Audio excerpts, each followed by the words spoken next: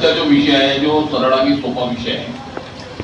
सरळ आणि सोपा विषय म्हणजे काय आहे की सर्वांना माहिती आहे की प्रधानमंत्री मातृत्व वंदन योजना म्हणजे प्रसूती झाल्यानंतर अगर मुलगी झाली तर त्यांना पहिली मुलगी झाली तर 5,000, दुसरी मुलगी झाली तर 6,000 रुपये मिळतात. हे सर्वांना माहिती आहे.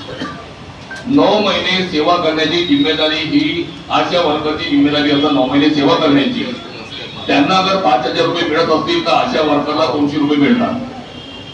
पुन्हा सेवा देण्याच्या आशा वर्करला 200 रुपये मिळतात. त्यांना 3 टप्प्यामध्ये मिळतात. आशा वर्करला त्या पद्धतीने 3 टप्प्यामध्ये मिळतात. आता आशा वर्करला 250 रुपये नंतर ते झाले होते. आता प्रश्न महत्वाचा आहे की 3 वर्षापासून आशा वर्कर यांना या कामाचा मोबदला मिळालेला नाही. प्रधानमंत्री आमचे लाडके प्रधानमंत्री म्हणावं लागेल की महिला खूप जयजयकार करतात त्यांच्या, आमच्याकडे चांगल्या योजना आणत आहेत. परंतु ते 3 वर्षापासून ज्या प्रसूती झालेल्या महिला आहेत ज्यांना त्याचा लाभ मिळाला पाहिजे त्यांना सुद्धा लाभ मिळालेला नाही. आणि आशा वर्कर यांनी 9 महिने सेवा दिल्यानंतर त्यांची मुलं 5 वर्षाची होईपर्यंत जे त्यांना सेवा द्यावा लागतात त्याचा सुद्धा निधी आशा वर्करला मिळालेला नाहीये. आणि आशा वर्करला तो मोबदला न मिळाल्यामुळे आणि लाभार्थ्यांना तो मोबदला न मिळाल्यामुळे त्यांचे जे कागदपत्र आहेत आशा वर्ग आधार कार्ड आहे, त्यांचं जे डिस्चार्ज कार्ड आहे आणि इतर जे कागदपत्र लागतात ते आशा वर्कर घेऊन आली, त्याचं रजिस्ट्रेशन केलं आणि आमचे कागदपत्र आशा वर्कर घेऊन आली, त्याच्यावर जे काय रजिस्ट्रेशन केलं नाही केलं त्याचे पैसे आशा वर्करने खाल्ले असतील म्हणून पुष्कळ आशा वर्कर बरोबर नागरिकांनी भांडण केले. काही लोकांनी आशा वर्करवर च्या विरुद्ध तक्रारी सुद्धा केल्या. इव्हन आशा वर्करचे सुद्धा पैसे आले नाही. त्यामुळे आम्ही आशा वर्करच्या संघटनेमार्फत आम्ही शासनाला एवढंच म्हटलं की तुम्ही याचा मोबदला आशा वर्करला द्या, अन्यथा आम्ही प्रधानमंत्री मातृत्व वंदन योजनेचे काम करणार नाही. आणि आम्ही काम रोखून दिले. आणि आजही 3 वर्षापेक्षा अधिक कालावधी झालेला आहे. मातृत्व वंदन योजनेचे जे पैसे आहेत ना लाभार्थ्यांना मिळालेले आहेत ना आशा वर्करला मिळालेले. मग सरकारने भूमिका काय घेतली? प्रधानमंत्री मातृत्व वंदन योजना महिला बाल विकास विभागाकडे दिली आणि अंगणवाडी सेविकांना याची जिम्मेदारी दिली. मग प्रधानमंत्री मातृत्व वंदन योजना जेव्हा तुम्ही महिला बाल विकास विभागाकडे देता तर महाराष्ट्रामध्ये याचे काम करणारे विविध जिल्ह्यातले जे 48 कर्मचारी आहेत जे कित्येक वर्षापासून एनएचएम मध्ये काम करतात त्यांचं काय? त्यांच्याचं कुठं ना कुठं समायोजन केलं पाहिजे.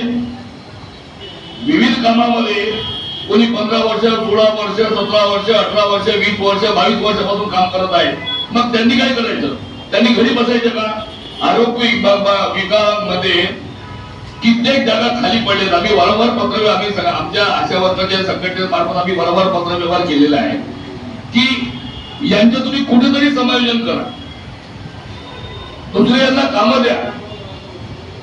पण सरकार कामही द्यायला तयार नाही, बोलायला तयार नाही. आणि आज 7 महिने झालेले आहेत ते 48 लोकांचं मानधन सुद्धा त्यांनी दिलेलं नाहीये.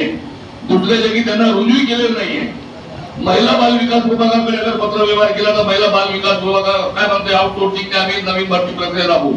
त्यांना जर भरती त्यांना अगर काम करायचं असेल महिला बाल विकास विभागाकडे तर त्यांनी अर्ज करावा. मग त्यांनी 18-20 वर्ष इथे अगर नोकरी केलेली आहे, सेवा दिलेली आहे तर त्याचे काय सिनियरिटी त्यांची कुठे गेली? तर आरोग्य विभागाने त्यांना महिला बाल विकास विभागाकडे पाठवावं आणि महिला बाल विकास विभागाने स्वीकारावं. किंवा आरोग्य विभागाने जे एनएचएमचे जे विभाग आहे त्यांनी त्यांच्या विभागा अंतर्गत दुसरे कामं आहेत, सर्व शिक्षित आहेत, कामं भरपूर आहेत, त्यामध्ये त्यांचं समायोजन करावं. ही आमची वारंवार मागणी राहिलेली आहे.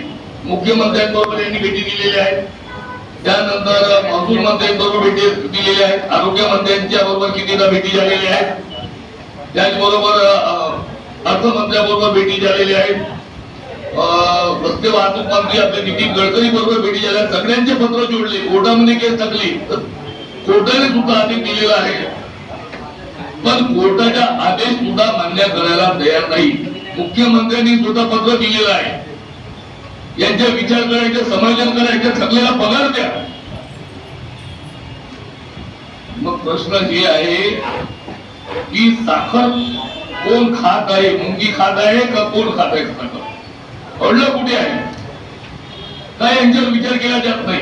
मग यांनी काय करायचं? आज तुम्ही पत्रकार बंधू आहे, वाचा फोडण्याच्या चांगल्या पद्धतीने काम केलं तर सरकारला लाज येईल आणि सरकार काही ना काही भूमिका घेईल असं आम्हाला वाटतं.